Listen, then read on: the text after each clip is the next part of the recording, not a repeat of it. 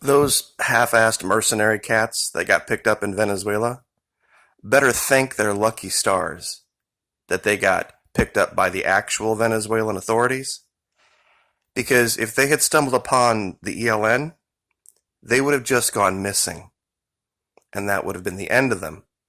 The ELN is on a standing ceasefire because of the coronavirus issue. But trust me when I tell you, these are not people you want to play with. For 60 years, the Colombians, with the help of billions of dollars of U.S. aid and military assistance, has not been able to defeat these people. And there's a good reason why. I've covered it in other videos, but in today's video, we're going to do something a little bit more fun. And these days it's hard to find fun, it really is. But there is something that we have to cover. We absolutely have to cover it. It's this guy, Angry Cops. About a year ago, he put out a video, and it's actually his lead video on his page. He still left it up, where he starts to, I guess, for lack of a better term, denigrate the Venezuelan military based on some piece of footage that's still very sketchy.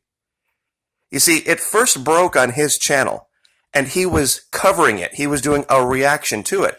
But you couldn't find the actual video anywhere.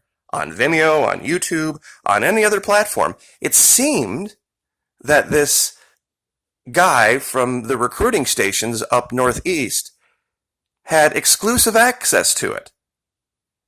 Yet he said it was making the rounds, quote unquote, in the military. Now, I know guys in the military, and I made a few phone calls to see if I could get the whole video. Nobody knew anything about it. So, real quick, just for reference, what we're going to do, this is Angry Cops, by the way, we're going to listen to what Angry Cops had to say about the Venezuelan military a year ago. Now, this is a 4-minute and 55-second clip. I'm going to speed it up to 1.25, so this won't take up a whole lot of your time, but we'll get a baseline on what the idea was from this psychological operations-based recruiter up northeast. Operator Sam is back, and I'm here to drop some knowledge on you. A video of Venezuelan military members training in order to scare the United States Marines away has been circulating itself all throughout the internet as of recently. Some news articles state that the video has been authenticated and approved by Venezuelan military and political members. And if you're asking yourself, why is this happening? Let me break it down for you. The Venezuelan government has been in the news a lot as of recently. Many U.S. politicians have come out, either in support of or in opposition to the Venezuelan socialist style of government. Venezuela is also in a power struggle between two political entities trying to claim power over the Venezuelan government. Nicolas Maduro, the current dictator that won re-election, some would say unfairly, and Guaido, the interim president that President Trump and other European nations have shown support for. Now, how does a quote-unquote dictator win an election? Dictators don't stand for elections. Once President Trump showed support for Guaido, Maduro was very upset and reaffirmed those in Venezuela that he would not be giving up power. And in response, President Trump suggested the possible use of the U.S. military, which now leads us to this gem of a video. Let's break it down, shall we? The video starts off with some commander giving a command to have 3 soldiers pop out of the grass, like the cheesy Viet Cong characters you see in B-rated Vietnam movies. The second part of this critically acclaimed piece of psychological warfare is nearly 45 seconds straight of these 3 dudes just running in place, screaming, until one by one they skip off. Whoopee. I will hand it to them. The easiest way to scare a whole bunch of U.S. military members is to show them photos and videos of painted rocks. Every single one of us has been part of a horrible detail, painting and rearranging rocks around battalion headquarters. The first obstacle we come to is barbed wire, and it is just pathetic. They scream with motivation, but they move at a snail's pace. The first guy's form is so shitty that he rips off his hat and rubs his noodle against the barbed wire. I want you to remember this.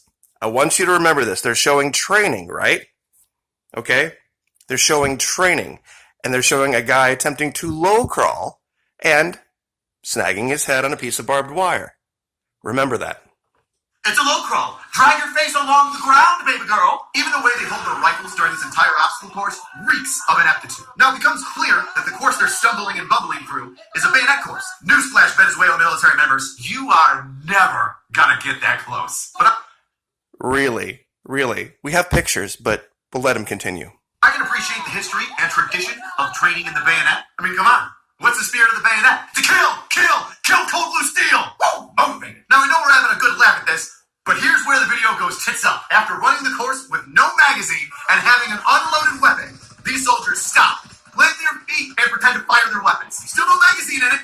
They just stand there pretending to spray automatic fire. Where are they shooting? What are they aiming at? The answer? Nothing. One dude's trying to fake it all right and having it up in his shoulder. The other guy's just spraying it from his hip like Rambo. The balls you gotta have to try and scare any foreign military by pumping in fake automatic small arms fire as your dudes stand there minding the recoil of a rifle that, by the way, has no magazine in it. This video is on par with those lame ISIS training videos of those dopes going through monkey bars and doing somersaults and cartwheels in the dirt. Now, after being scared out of my mind from that fake automatic fire, they show up and decide to give us a motivational speech with the worst camouflage face paint I've ever seen. Remember this as well. He goes off on the idea of having all black face covering in the jungle. It looks like blackface. It didn't work out for Governor Northam in Virginia. I don't think it's going to work out for you there, Venezuela. Now, with any motivational video, it's got to have one hell of a send-off, and this one does not disappoint. It ends with about a dozen guys, about a mortar team, and a heavy weapon squad, just jogging around, carrying the heavy equipment, ready to wage war. But what's this? The guy in front? What's he carrying? Just the binos, just running around with the team, heavy lifting all that crap, carrying a set of binos like he's in charge. You know that guy's the doofus of the group. Hey man, I want to carry the automatic rifle. No way, Jose. You get to carry the binos. And that and this guy's just a blue falcon and looked around and said, oh hey, binos, I got this one, guys. You need to carry all the other ones. I think the Venezuelan military needs a little education on how to be intimidating.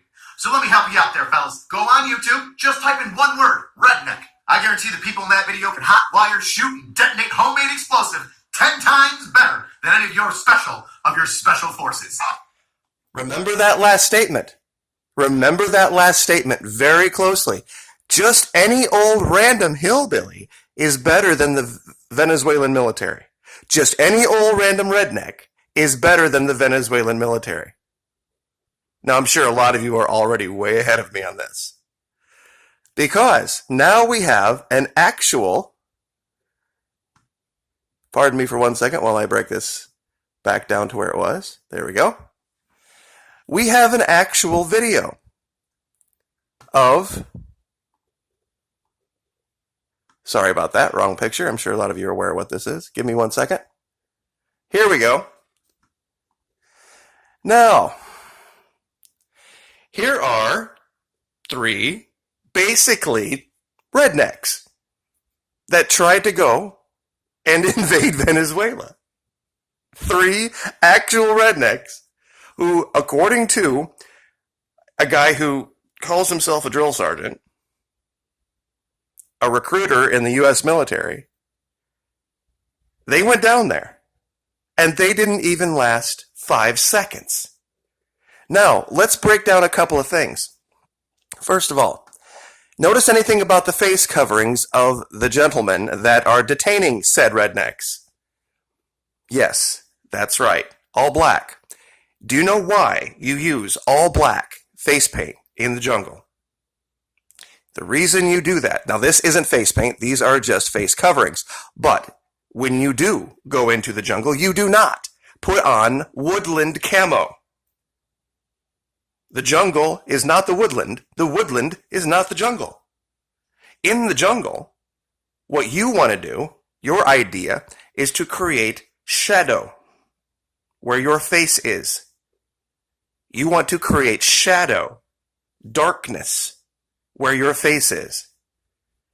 Woodland camo would stick out like a sore thumb. Now, this story about how these guys attempted to do this is indicative of them buying into the propaganda. Remember the story about the Venezuelan military. A bunch of sad sacks, don't know what they're doing, all starving, and most importantly, everybody in the country is just so afraid of Nicolas Maduro and the Cubans that they just are waiting for some inspiration, some leadership to come over the horizon and come motivate them to rise up and take over their country. That's the propaganda from DC. And these guys bought into it hook, line, and sinker. See, during midday, they came up in speedboats. They thought they were going to, come riding in, and all of these fishermen would welcome them with open arms, and they would just step off into the shallow water like MacArthur saying, "Where is the evildoer, citizen?" And they would be pointed to the evildoer, and then there would be this firefight and all this kind of stuff. Now, let's listen to angry cops now. Because yes, believe it or not, he actually did his own reaction video to his own ridiculousness. And let's see him actually contradict himself multiple times. Now, here, instead of taking 5 minutes to break it down, he takes 13 minutes and 58 seconds to do it. So we're not going to do all of this, but we are going to hit some of the major points. And start putting together a hodgepodge, absolutely out of your mind plan as to take over your city, your town, your village, or maybe a South American country like Venezuela. Because a couple dudes with some Green Berets decided that the kill course and a couple deployments overseas was the right amount of expertise to fly into Venezuela, abduct Maduro, and fly him back to the United States or a $15 million finder's fee. But wait a minute, Mr. Angry Cops. You just said a year ago that they're only hillbillies and rednecks on YouTube were better than the Venezuelan military. You wouldn't even needed Green Berets. You said that Venezuelan soldiers wouldn't get close enough to use a bayonet. Didn't you? I wonder, can somebody tell me, is this close enough here to use a bayonet? I'm not sure. Maybe I'm not an expert on the spirit of the bayonet, but do you think at this point right here, it would be close enough to use a bayonet? Is this close enough? Trained by Green Berets and SEALs, by the way. Trained by Green Berets and SEALs.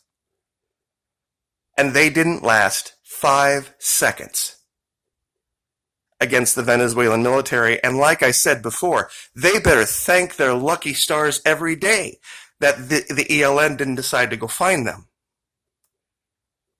Because if the ELN or the FARC had decided to go find them, there would be no photo op.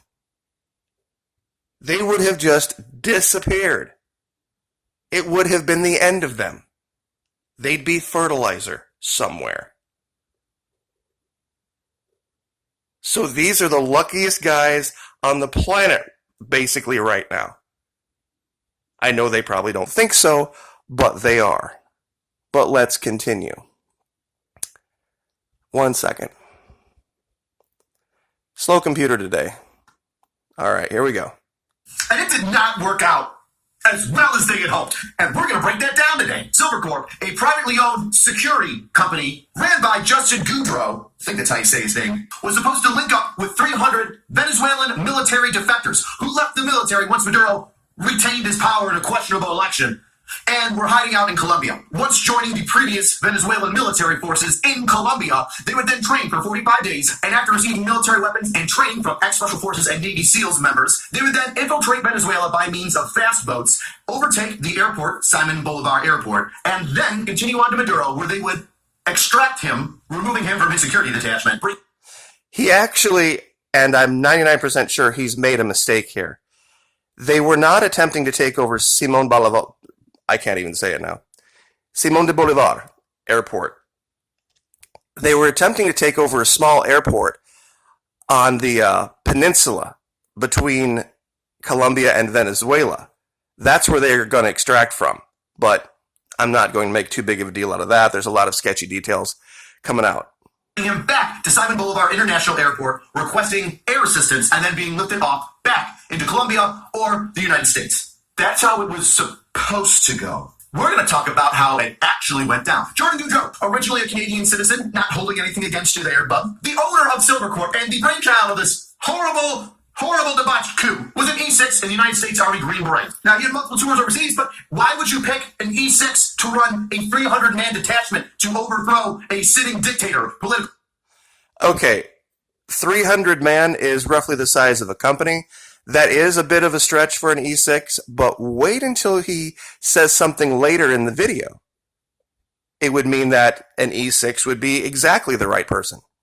leader, whatever you want to call him. Don't you think you want somebody with like field grade experience, like a sergeant major, at least, if you're going to go enlisted man, or a first sergeant? Somebody that's done some coordinating with larger groups and elements before? Or at least a fucking major or lieutenant colonel, field grade officers, guys that know how to take the big map and look it around and put dots and things and tell guys to move places. No, an E6 with team. Oh, wait. You mean like logistics and intelligence? You mean like logistics and intelligence? That's funny. I've never met too many rednecks who have any training or any desire to do logistics or intelligence. But we will continue.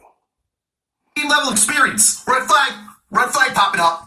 Red flag. Organizing a military coup is a little different than running a security detail for Taylor Swift as she exits the Hotel Marriott in Milwaukee. I bet he fluffed the shit out of his resume like veterans do. That was a team leader. Led 6 men elements constituting $1.7 million of United States military funding and equipment. Send. You fucking ran a team, dude.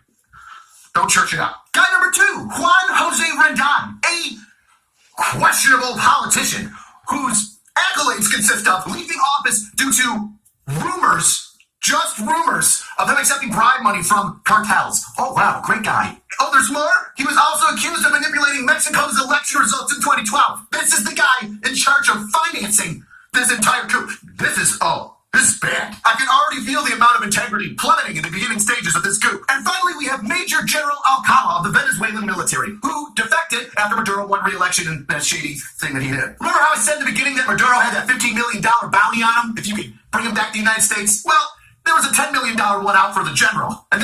Okay, and that's also misinformation.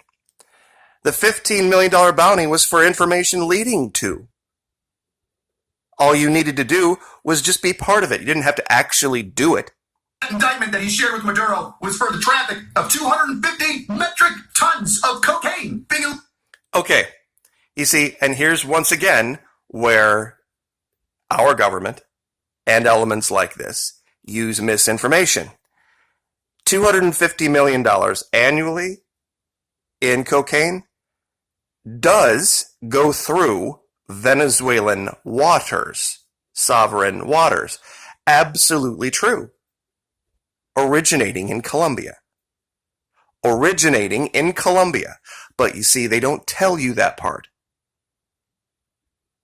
Just because it goes through Venezuelan waters and makes its way to Miami, Hialeah, Weston, Parkland, doesn't mean it originated in Venezuela or that Nicolas Maduro had anything to do with it. Legally transported in the United States. Well, I don't know how you can legally transport cocaine in the United States, but they transported it there. So stellar guy, who by the way is now in custody in the U.S. I don't know who got the $10 million. I wonder if he did because he turned himself in. So there's your 3 in charge. Inexperienced E6 Green Beret, who seems to be a little out of his gourd. Inexperienced? 2 tours overseas, combat tours overseas. A Green Beret, 3-time Bronze Star medal winner, with all sorts of accolades under his belt. Not inexperienced. Low ranking, perhaps, but not inexperienced. Shady politician, dirty general. This is gonna go off without a hitch. Phase 1 were the major players. Phase 2 is the training. Originally, 300 men were supposed to join forces with Silver Group and get trained. Well, there's an issue there because that number went from 300 to 60. And if you're not good at math, 20% of what you originally thought you were gonna get is what you got. You wanted $100? Here's a 20. Math. In any normal military operation, during the planning phases, there are certain things that you have to meet. And if you don't meet those things, the mission's just done, it's stopped, it's went off, you can't complete it, it's done. Question.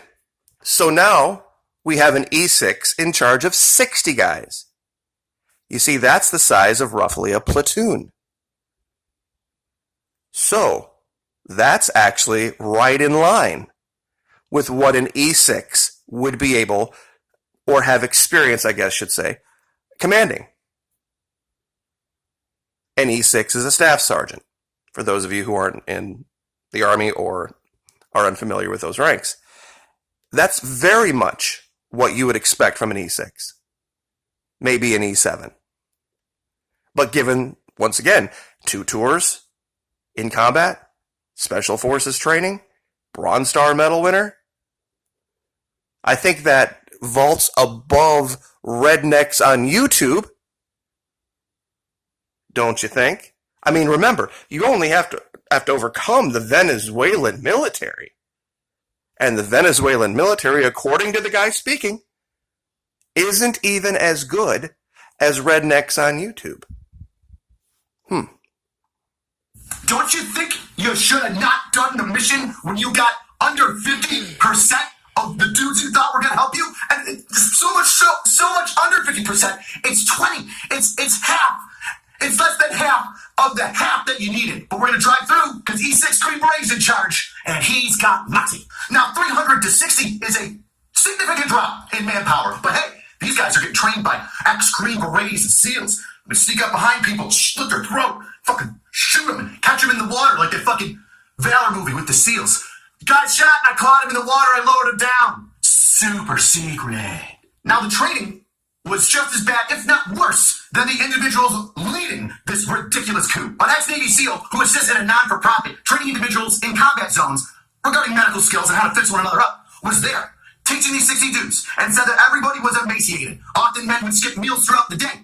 That was the norm. And the 5 bomb-sniffing dogs they had were just as emaciated as the handlers. All the equipment they were promised didn't come to them during the training phase. The ex-SEALs stated that there were men using cut-off broomstick handles in lieu of weapons for... Okay. But wait a minute. The training for this that he's describing wasn't going on in Venezuela. The training was going on in Colombia. Now ask yourself this question.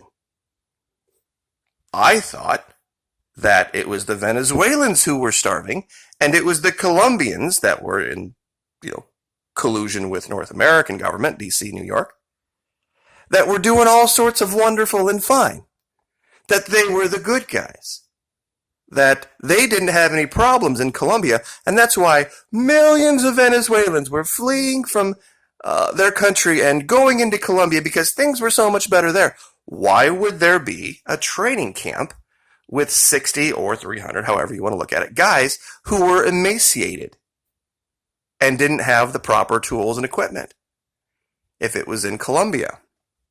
Training. We got 20% of the dudes we were supposed to have, and none of the equipment we're supposed to use. We should keep this going. This is good. We can work through this. And this brings up a different question. What group is this SEAL working for? That he's in the middle of Colombia training some Venezuelans to go do a coup. And he's like, yeah, this is a good idea. This is what my non-for-profit should be about. At least he's training them for medical shit, because you know that they're going to get jacked up. Foreshadowing. Yeah, exactly. Who was that guy working for? Does it go to the top floor with this guy that it wasn't the brainchild of Justin Goudreau? That it wasn't the brainchild of Justin Goudreau, that this is something that has been in the works for decades, that they have been trying to do. Now, I have proof. Ready for this? Here's a blast from the past. Pardon me. Venezuela president claims to have captured U.S. pilot accused of recruiting citizens to stage a coup. 3 January 2015. I'll give you this link. Same region, Táchira, in Colombia. 5 other U.S. nationals and 4 missionaries also detained. So this is 5 years ago.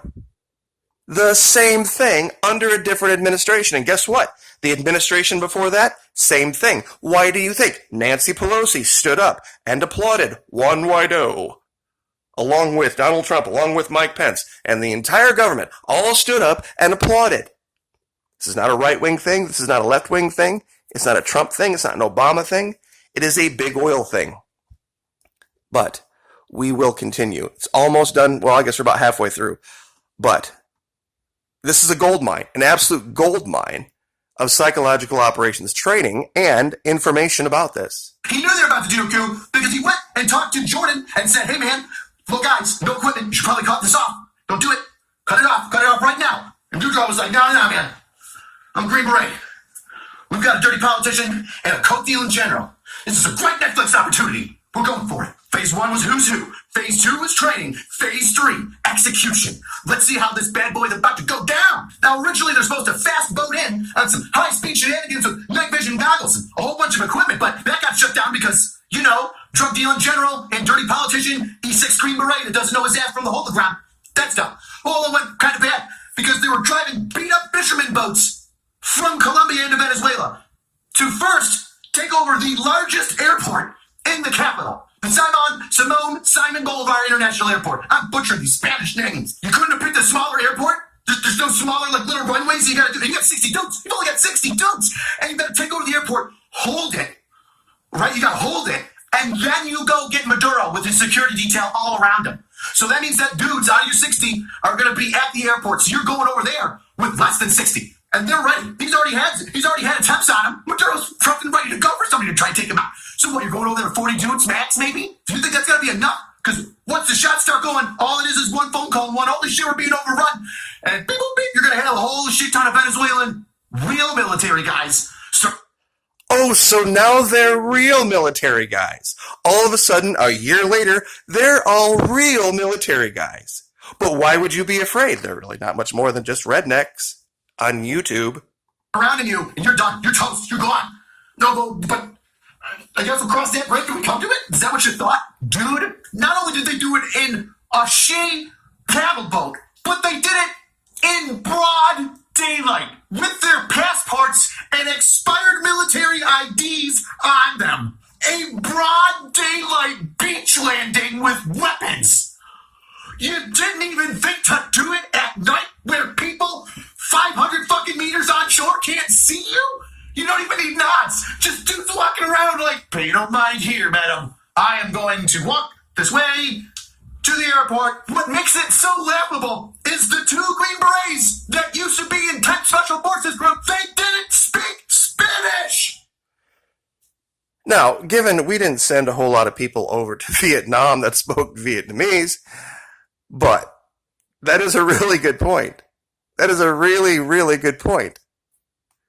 But once again, I keep reiterating the thing that this guy that you're listening to right now, taking this apart, only a year ago said the Venezuelan military wasn't even as good as Rednecks on YouTube. And the guy that you're looking at is a United States Army drill sergeant, and I cringe when I say this. Absolutely cringe saying that. I don't know if he even has a grasp of the reality of the video that leads his channel right now. Because it literally says the exact opposite thing. How are you training these guys and going down there? You don't speak fucking Spanish. We gotta go 500 meters that way. There's a sniper. ¿Qué pasa? No comprende, gringo? I speak Spanish. I speak Spanish. You got caught in the water before you even got to hit the beach and start walking towards the gosh dang airport. Venezuelan military was like, hey, we knew you idiots were doing this shit. And you might say, well, how did they know? Dope dealing general being... No, not dope dealing general. It's called intelligence and logistics. Intelligence and logistics. Every military has it. Look it up.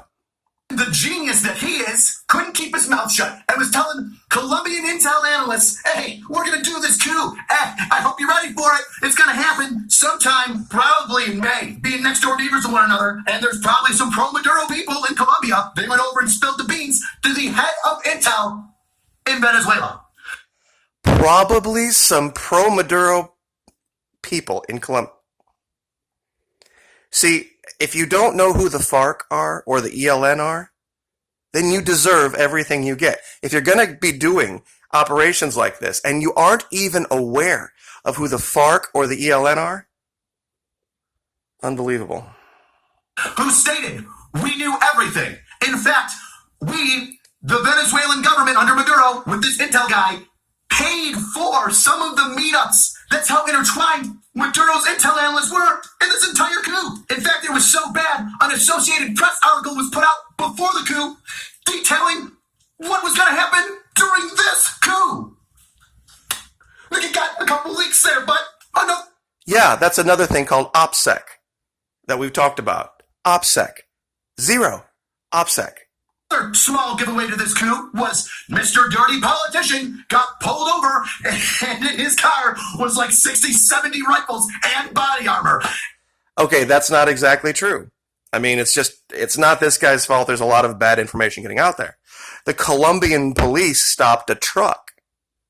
The Colombian police stopped a truck, and not like a pickup truck. They stopped a big, like, deuce and a half, that had all of this stuff. It had hundreds of thousands of dollars worth of military equipment in it for this coup. Where did that money come from? Who financed it? Who bought it? Who made it all happen? And the freaking Venezuelan coppers are like, hey, you're anti-Maduro and you've got all the shit in your car. We're going to take it and we're going to tell people about you. You don't have enough fingers to plug the holes of all the leaks in this shitty chip coup that you're trying to motorboat into Venezuela, guy. And the rest is history. Now Maduro's been saying that the young fishermen helped catch these bad guys and then they called the police, and that's what kicked it all off, because the people of Venezuela are pro-Maduro, which is a bold-faced lie and obviously some pandering in order to get people in Venezuela to think that there's some huge groundswell that still supports Maduro, when in actuality, his intel director and other people in that government stated that, no, we already had infiltrators, we already knew what was going on, we were paying for half of the meetings that they were going to, and we let it all happen and got them before their feet even touched the ground. Other people are saying that this was orchestrated or funded by the United States government. And let me tell you what, the United States government ain't throwing 60 dudes in some old fishing boats with no night vision goggles and some ill-fitting, dirty t-shirts to go take out Maduro and bring him back to the United States. You had to go by water, didn't you? Had to use those shitty little paddle boats in order to get up onto the shore of Venezuela. You couldn't just go hacking through the brush. Okay, everything from this point on, he's going to do a PSA for one of his sponsors. Now, this all having been covered, this all having been touched on, I would like to show a video. And this is not meant to denigrate our military. But if you recall, he showed a video of Venezuelan soldiers in training doing some things that were not, I guess, indicative of professional soldiering, for lack of a better term. Now, we're going to go ahead and watch some images from here. This is a guy, U.S. military, snoring asleep during training, and a guy can walk right up and take his weapon.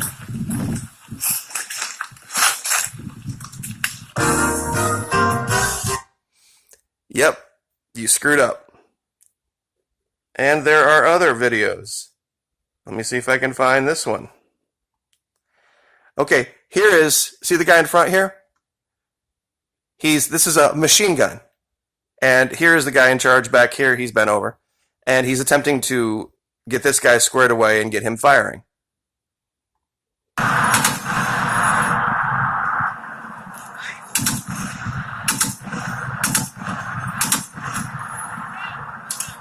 a machine gun! Machine gun! Right. You see, he was just doing bursts with a gun that was specifically designed to throw multiple rounds down range for fire suppression. Once again, a mistake made during training. Not that big of a deal. Okay, now here is training that they do for guys when they encounter contamination.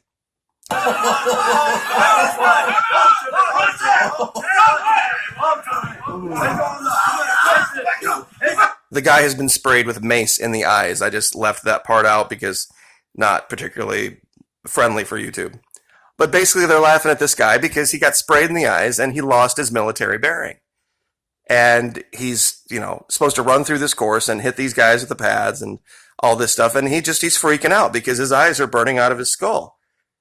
Okay, very difficult thing to do. There's all sorts of videos of guys coming out of what they call now CBRN training. Chemical, biological, radiological, nuclear. We used to call it NBC training when I was in. But once again, if you look real close, he's a PFC. He's an E3. This guy over here is a specialist. These are E3s and E4s in training. And let's see here. Okay, here's some guys doing some water training, water jungle training.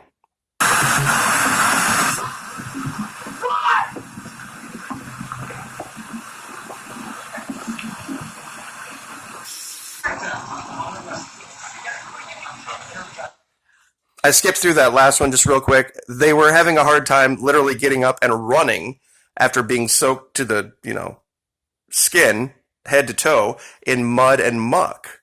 You weigh about another 35 pounds. So it's difficult to run.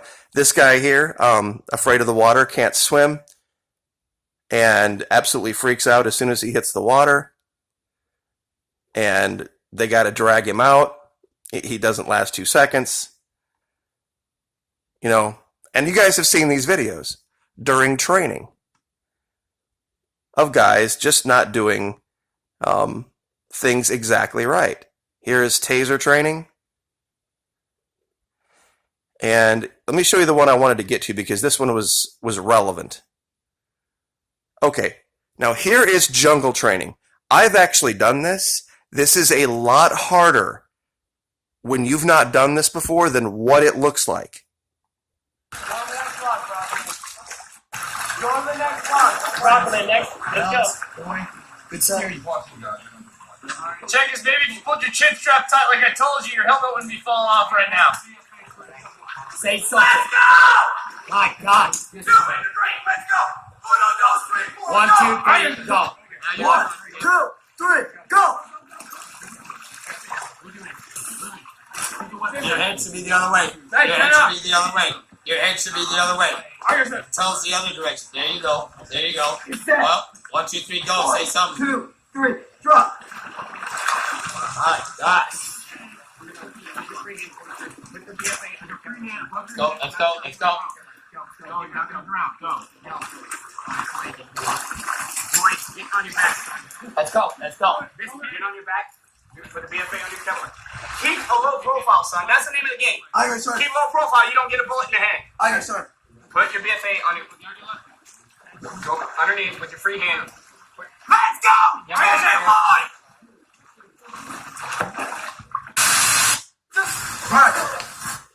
Okay, believe me, I know that looked like it wasn't that hard. It is one of the most difficult things to learn how to do, to move through jungle, muck, and swamp with all of that gear on. It is incredibly hard to do. This one is one of my favorites, by the way. This is one of the more funny ones. This is clearly basic combat training. The soldier can't figure out why his weapon won't fire. You know why your weapon's not shooting. Why would it not be shooting, Private? Maybe because you have run out of ammo. Maybe because you have finished all the rounds inside your magazine. Foul. So now you can no longer shoot because you have no more ammo. How did this happen, just right? You shot it all, Private. Oh. Private, your weapon is clear at this time. Step back to the rear.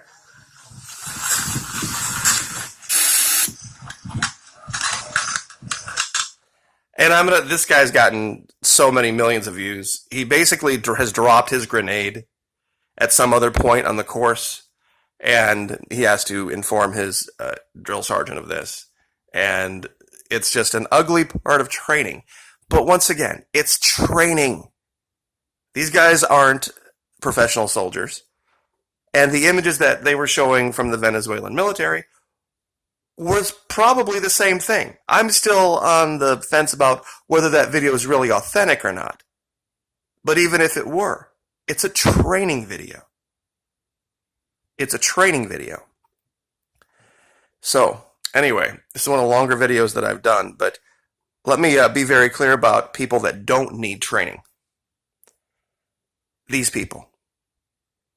They are generational fighters. They have been living and breathing and operating and raising families and training them in these jungles for a long time. And they are no one to mess with. So, just saying, not trying to denigrate our military, but they are at least this moment in time, they are not the right tool for that job, nor will they be anytime soon. So, I will leave it there. Like, share, subscribe. Thank you guys so much, and I will see you next time.